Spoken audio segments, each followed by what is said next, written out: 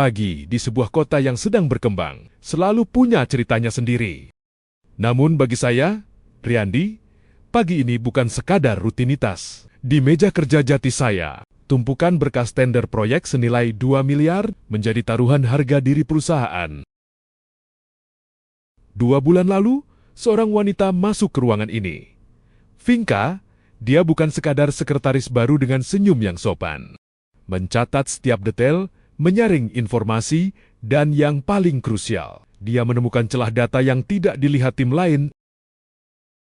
Saat pengumuman tender keluar hari ini, nama perusahaan kami tertulis di urutan pertama, menang 2 miliar. Sebuah angka yang fantastis. Namun, saat tim lain bersorak di luar, mata saya hanya tertuju pada satu orang yang berdiri tenang di pojok ruangan. Ya, dia, Vinka. Saya melihatnya bukan lagi sebagai staf. Ada rasa bangga yang meledak, namun perlahan, rasa itu berubah menjadi sesuatu yang lebih nakal. Sesuatu yang membuat saya ingin menguji sedalam apa loyalitasnya jika saya meminta lebih dari sekadar laporan kerja. Sore mulai meredup. Ruang kantor sudah sepi. Saya memanggil Vinka masuk. Vinka melangkah anggun. Rok pensil hitamnya bergesekan halus, menciptakan suara yang entah kenapa terdengar sangat provokatif di telinga saya sore ini. Vinka, kita menang.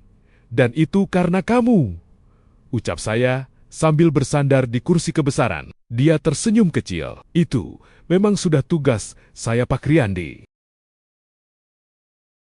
Saya berdiri, berjalan perlahan mengitari meja, lalu berhenti tepat di depannya. Saya bisa mencium aroma parfumnya yang lembut campuran vanila dan sedap malam. Saya meletakkan tangan di bahunya, merasakan sedikit ketegangan di sana. Tugasmu sudah selesai untuk urusan kantor, tapi untuk saya, perayaan ini baru dimulai. Saya membisikkan sebuah perintah yang tidak pernah dia duga, sebuah perintah yang melampaui kontrak kerjanya. Saya menyuruhnya untuk turun, berada di bawah meja kerja saya. Keheningan menyelimuti ruangan. Saya menunggu, dan detik berikutnya, dengan kepatuhan yang luar biasa, dia perlahan berlutut. Dunia luar mungkin melihat saya sebagai seorang pengusaha muda yang dingin, namun di bawah meja ini hanya ada rahasia antara saya dan Vinka. Saya tetap duduk tegak, menghadap tumpukan berkas, seolah-olah sedang bekerja. Di bawah meja jati yang menjadi saksi bisu kemenangan 2 miliar kami, Vinka menunjukkan dedikasi yang jauh lebih dalam dari sekadar menyusun angka. Ia memperlakukan aset terbesar saya dengan ketelitian yang sama saat ia membedah data tender tadi pagi. Setiap sentuhannya adalah ritme kepatuhan. Keheningan ruangan itu hanya dipecah oleh helaan napas saya yang mulai memburu. Saat kehangatan dan keahliannya merayap naik, menaklukkan ketegangan yang selama ini saya simpan rapat di balik kursi kebesaran ini. Vinka tidak hanya sedang merayakan kemenangan perusahaan, ia sedang mengukuhkan posisinya sebagai satu-satunya orang yang tahu persis bagaimana cara membuat saya kehilangan kendali. Di kegelapan bawah meja itu, ia adalah dirigen dari sebuah simfoni rahasia, di mana setiap gerakan bibir dan lidahnya terasa seperti untayan rasa terima kasih atas setiap lembar kesuksesan yang kami raih.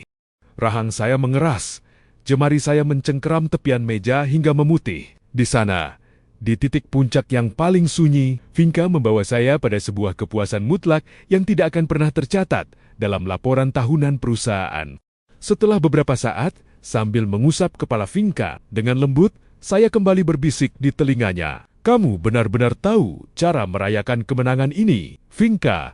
Rahasia ini tetap terkunci di bawah meja ini. Vinka perlahan muncul dari balik meja, merapikan sedikit rambutnya yang berantakan dengan senyum tipis yang penuh arti. Ia menatap Pak Riyandi, bukan lagi sebagai sekretaris, tapi sebagai pemegang rahasia terbesar, Sang CEO.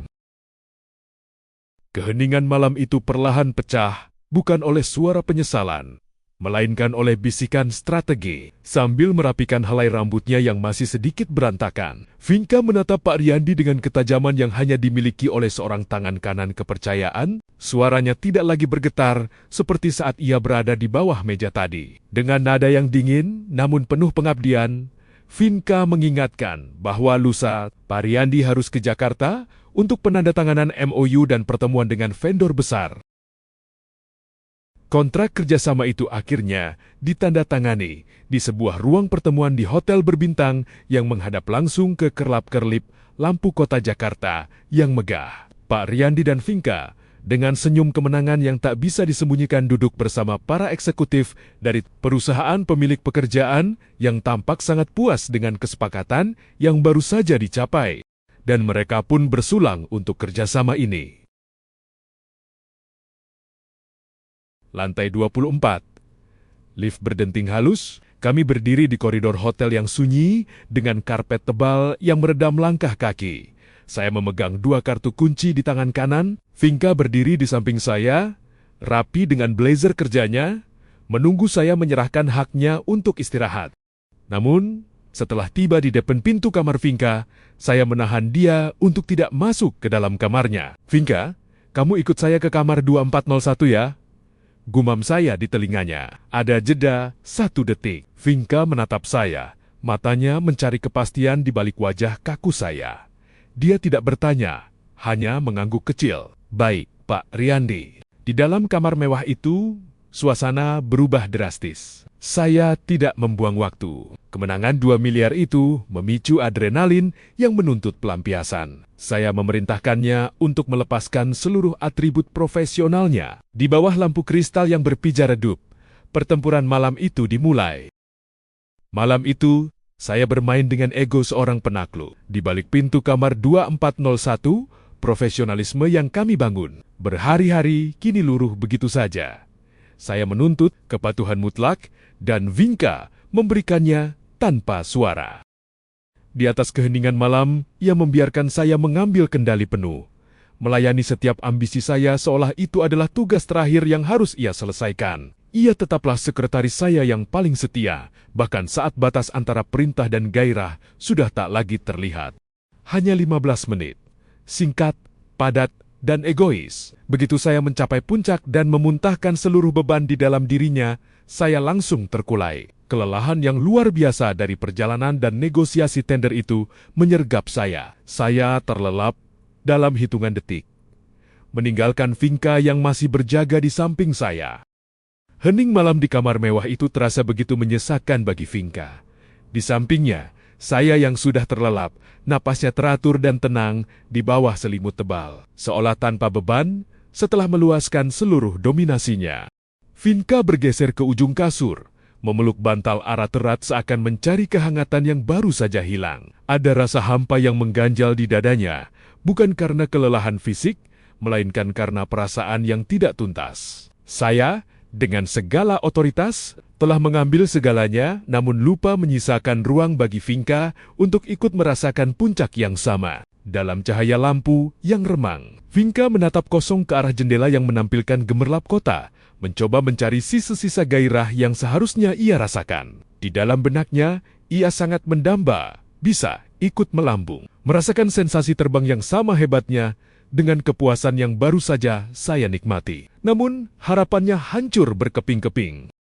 Kekecewaan itu mengalir lebih dingin dari hembusan AC hotel saat ia menyadari betapa egoisnya pria di sampingnya itu. Saya telah mengambil segalanya untuk diri sendiri, meninggalkan Vinka tertahan di bumi dalam kesendirian yang menyesakan, tanpa sedikit pun memberi ruang bagi wanita itu untuk mencapai puncak kebahagiaan yang sama.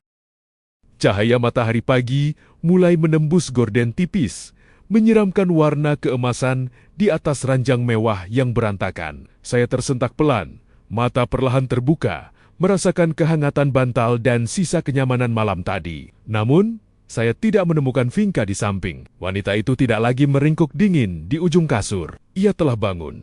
Rambut hitamnya terurai acak di bahu, dan tatapannya yang tajam namun penuh kerinduan menanti sapaan pagi dari saya. Vinka tidak membalas sapaan itu. Ia justru mendekat, merayap di atas kasur dengan tatapan yang membara, tatapan yang tak pernah saya lihat sebelumnya. Kelembutan dan keraguan semalam sirna. Yang tersisa hanyalah hasrat yang tertahan. Sebuah hasrat yang telah lama membeku sejak kepergian suaminya. Dan kini dalam desakan kecewa dan kerinduan. Hasrat itu meledak.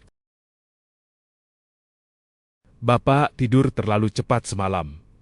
bisik Vinka. Suaranya rendah, namun penuh penekanan. Jarinya perlahan menelusuri pipi dan rahang saya. Vinka itu tidak memberi saya kesempatan untuk bicara. Ia menarik selimut, mendorong saya kembali ke bantal. Kali ini bukan untuk menerima, melainkan untuk mengambil. Ia melangkahi tubuh saya, tatapannya membara dengan hasrat yang memuncak. Kali ini giliran Vinka ya Pak Bos? Bisik Vinka menunjukkan sisi manjanya. Bibirnya mendekat ke telinga saya. Dan dia memulainya. Kamar mewah itu kini menjadi saksi bisu atas transformasi Vinka yang luar biasa. Jika semalam ia hanyalah bayangan yang tenggelam dalam dominasi, pagi ini ia adalah badai yang tak terbendung. Suara napasnya yang memburu beradu dengan deru AC yang mulai kalah oleh hawa panas yang kami ciptakan sendiri. Vinka bergerak dengan insting yang tajam, seolah setiap jengkal gerakannya adalah balasan atas dahaga bertahun-tahun yang ia pendam sejak kepergian suaminya. Ia tidak lagi meminta, ia mengambil.